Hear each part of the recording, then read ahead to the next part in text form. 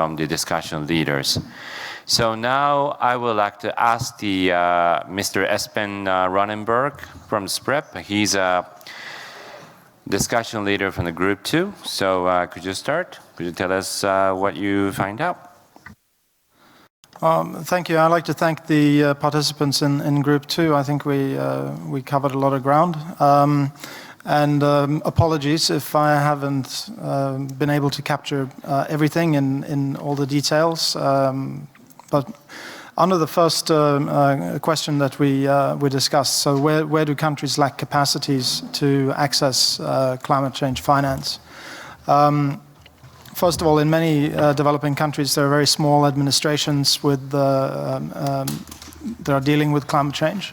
So the relevant people often wear many hats, and this makes it difficult to really sort of peer review project concepts to know that you have a winning concept going forward.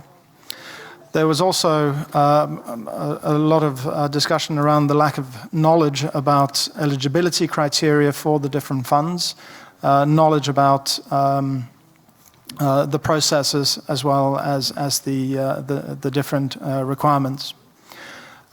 This is particularly the case for doing climate change projects that involve local governments or communities.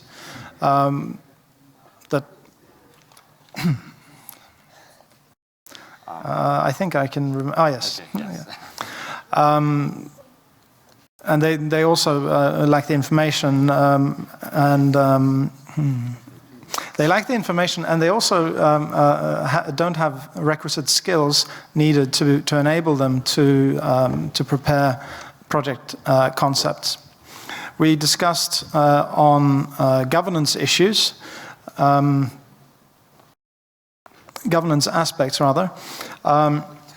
Now, this was relating to how, also to how different types of funding goes to different places in government. So, for example, loans might go to ministries of finance, while grants might go to the line ministries or ministries of foreign affairs. The sustainability of capacity beyond the project. So when the project comes to an end, there may not be the ability to sustain the capacity that's been built or to retain it, perhaps for doing further work. Engagement with the private sector, although it's being encouraged, it's also somewhat more difficult to make the business case for adaptation as opposed to mitigation, where there is often a clear energy savings involved. There was a lack of data on vulnerability and climate risks available to stakeholders, even to some government offices, to enable them to properly develop project concepts and proposals. Another gap was the insufficient coordination across government ministries. Again, institutional arrangements. Many countries don't have national implementing entities and have to rely on either multilateral or regional entities, and that was viewed as a key capacity gap. Then we moved on to the second question, which was looking to how we can overcome some of these capacity gaps. We were not able to cover every single one, but we did have some suggestions on the way forward. We noted that we should make much better use of the readiness funding that is available, but also to continue to look at a simplified application process, noting that it is still not completed, that particular process.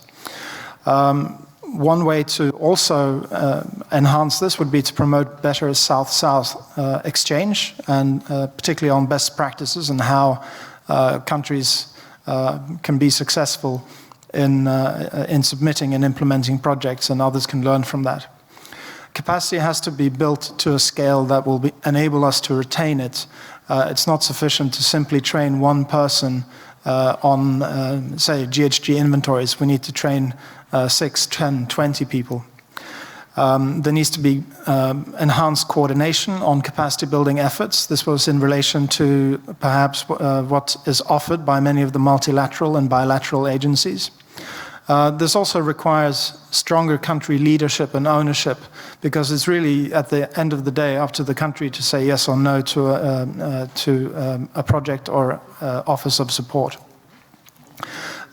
This could be enhanced by having more open communication and participation in the process of developing country pipelines, as well as in developing projects.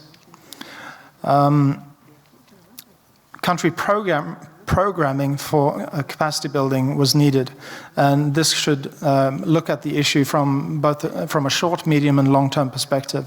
The same goes for education, as the earlier comment about building capacity to scale. We need to call for additional resources for project preparation, additional assistance, and also to make better allowance for the time that's required to actually undertake a project. Since I come from a small island region, I kept bothering the participants in the group with examples from my region, and one here is the time it takes.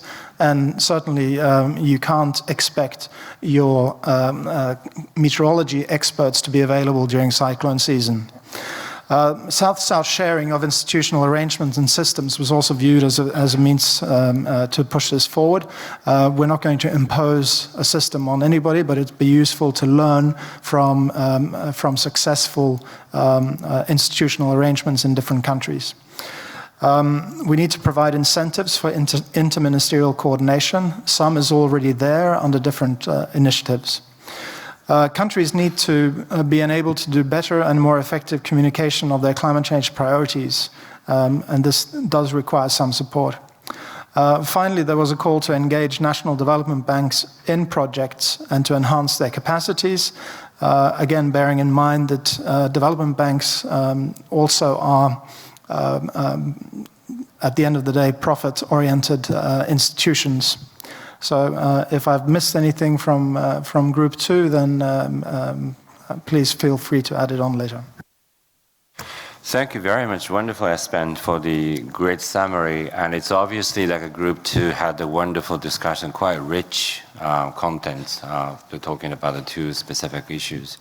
And as Espen said, if you have any burning things to add, which this summary misses, now is the time to shout. But I'm not super patient, so I will just jump on to the next group if you don't. Right, thanks a lot. So can I now invite the Yamire? She's discussion leader, the subtopic number 3. And I also saw like at the corner of the room, before the session, I said, if you want to run away from this room, you go to number 3, but nobody did. So I feel so proud of you. Thank you very much. And obviously your group had also wonderful and